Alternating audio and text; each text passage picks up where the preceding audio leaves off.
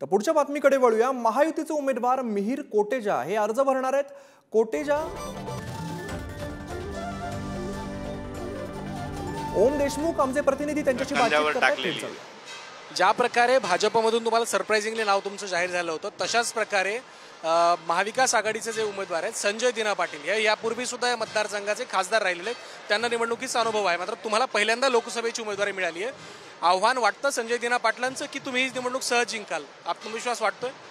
नाही, हे बघा, संजय दिना पाटील जे जुने मित्र आहेत त्यांना मी शुभेच्छा देतो।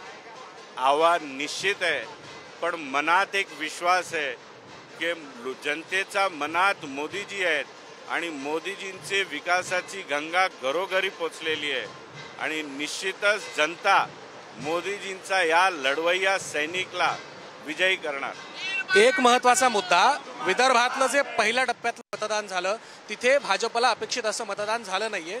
या संदर्भामध्ये केंद्रीय भाजपनं सुद्धा एक महत्त्वाची बैठक घेतली। मुंबईमध्ये सुद्धा या अपेक्षित मतदानासाठी भाजपनं प्रयत्न सुरू केलेत।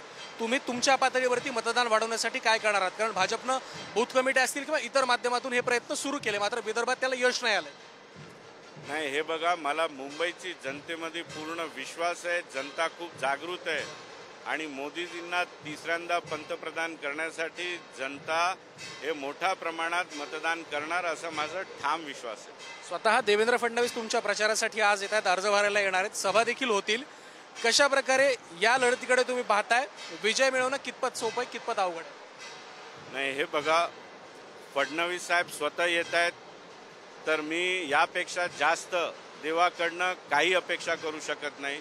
माझ्यासाठी खूप मोठा दिवस आहे, कारण माझे साहेब स्वतः माझा नामांकन अर्ज भरायला माझ्यासोबत येत आहेत।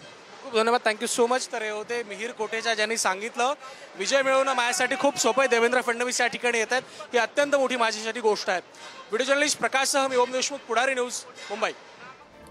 महायुतीचे उमेदवार मिहिर कोटेचा अर्ज भरत आहेत। कोटेचा मुंबई उत्तर पूर्व लोकसभा मतदारसंघाचे उमेदवार असतील।